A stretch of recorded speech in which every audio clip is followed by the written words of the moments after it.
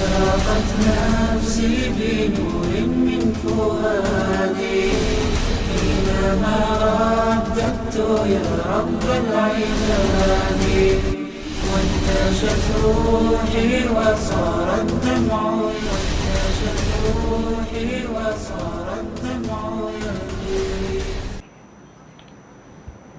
محترم حضرات، خاص طور پر شب برات اتنی مقدس رات کہ اللہ تبارک و تعالی جہنم سے آزادی کے فیصلے فرما رہے ہیں اور اپنی اتنی رحمتیں نازل فرما رہے ہیں کہ بنو کلب کی بکریوں کے جو بال تھے ان سے زیادہ جہنم سے آزاد لوگ ہو رہے ہیں، برکتیں اتر رہی ہے، سال بھر کے فیصلے ہو رہے ہیں، رحمتوں کا نزول ہو رہا ہے اور زندگی اور موت کے فیصلے اس میں کیے جا رہے ہیں۔ اتنی مقدس ترین رات جس کا تذکرہ بعض علماء کرام نے قرآن کریم کی وہ آیت سے بھی کیا کہ حامیم والکتاب المبین انا انزلناہ فی لیلۃ مبارکۃ انا کنا منذرین فیہا یفرق کل امر حکیم امرا من عندنا انا کنا مرسلین۔ بعض مفسرین اکرام نے اس کو شب قدر فرمایا ہے جو تذکرہ اس آیت میں ہو رہا ہے، بعض مفسرین اکرام نے اس کو شب برات کے متعلق آیت فرمائی ہے کہ یہ آیتیں شب برات کے متعلق اتری ہے۔ لیلۃ مبارکہ قرآن کریم نے فرمایا، اتنی مقدس ترین رات جس کا تذکرہ قرآن کریم میں بھی ہوا ہے، ایسی مقدس رات میں بھی 5 لوگ ایسے ہیں بدقسمت ان کو کہا جائے کہ ان کی مغفرت اس رات میں نہیں ہوتی، چاہے اب وہ کتنا ہی بڑا عمل کر لے لیکن یہ عادتیں ان کے اندر ہے تو ان کی مغفرت موقوف ہو جاتی ہے جب تک وہ ان عادتوں کو اور ان چیزوں کو نہ چھوڑے۔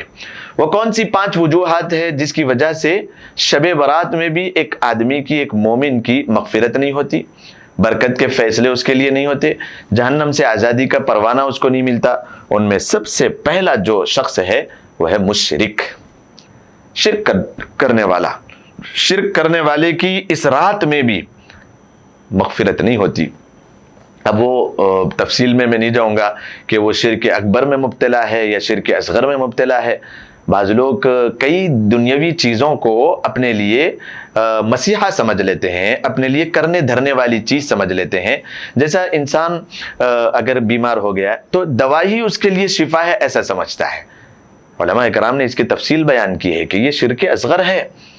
کبھی بھی دوا انسان کو شفا نہیں دیتی، بیماری دینے والی ذات اللہ کی ہے، وہ بھی اسی کے فائدے کے لیے ہے، تو شفا دینے والی ذات بھی اللہ کی ہے۔ صحابہ اکرام دوائیں کھاتے تھے کہ یا اللہ اس میں شفا ہو تو میں اس کو کھا لوں، ورنہ اگر شفا نہ ہو تو میں اس کو پھینک دوں۔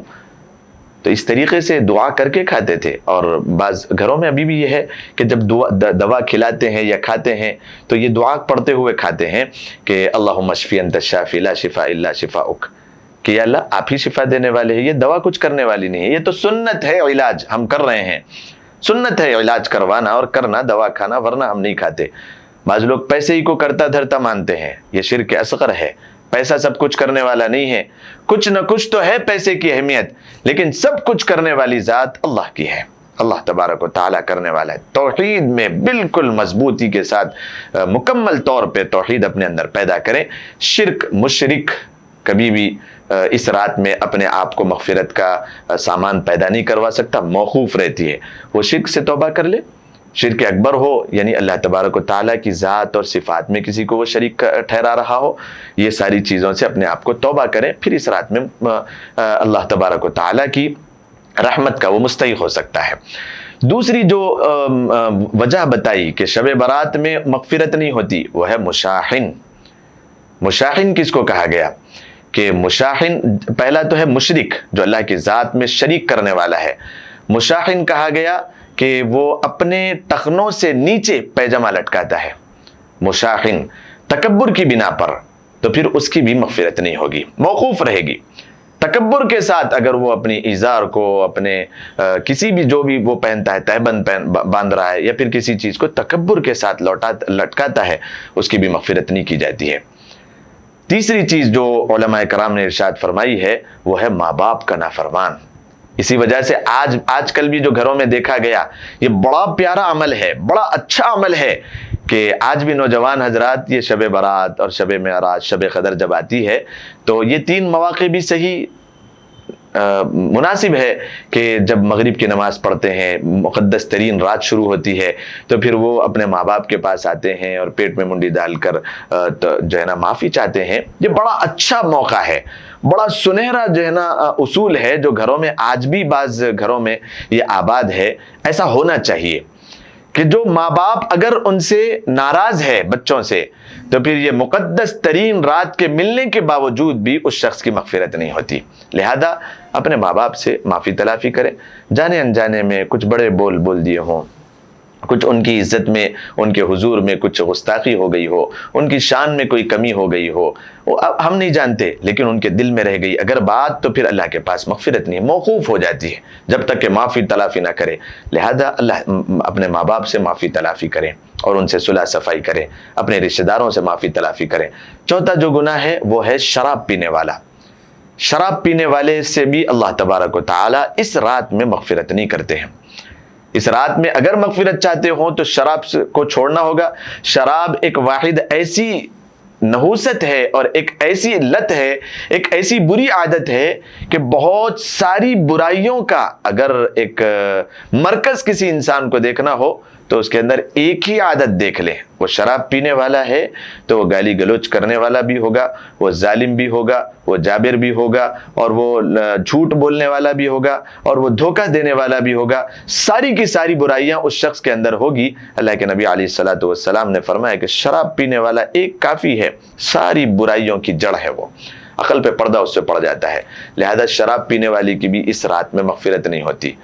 لہذا یہ چند حضرات ہے، اتنی مقدس ترین رات میں بھی ان کی مغفرت نہیں ہوتی۔ پہلا وہ شخص جو شرک کرنے والا ہو، دوسرا ہے تکبر کرنے والا، تیسرا ہے اپنے پیجامے کو نیچے لٹکانے والا، چوتھا ہے شراب پینے والا، اور ماں باپ کا نافرمان۔ لہذا ان عادتوں سے اگر یہ چیزیں ہم سے ہو گئی ہو تو اللہ تبارک و تعالیٰ سے توبہ کریں، پھر اس رات میں ہم اللہ سے دعا کریں۔ اللہ تبارک و تعالیٰ سے دعا ہے کہ اللہ تبارک و تعالیٰ 15ویں شعبان شب برات میں ہم سب کی مغفرت فرمائے، برکتیں عطا فرمائے، ہماری عمر میں عافیت کے ساتھ، طہارت کے ساتھ، نیک اعمال کی بڑھوتری کے ساتھ، ہمارے ایمان اور یقین میں بڑھوتری کے ساتھ ہمارے لیے ہماری عمروں میں اضافہ فرمائے، ماں باپ کا ہمارے سروں پہ سایہ تادیر قائم اور دائم فرمائے، اور ہمارے اساتذہ کی زندگیوں میں بھی برکتیں اور عافیتیں نصیب فرمائے، ان کا سایہ بھی ہمارے سروں پر تادیر قائم اور دائم فرمائے۔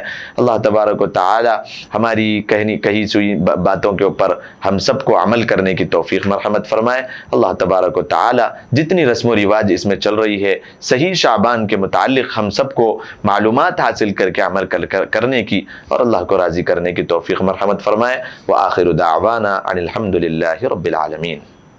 أشرقت نفسي بنور من فؤادي حينما رددت يا رب العباد، وانتشت روحي وصار الدمع، وانتشت روحي وصار الدمع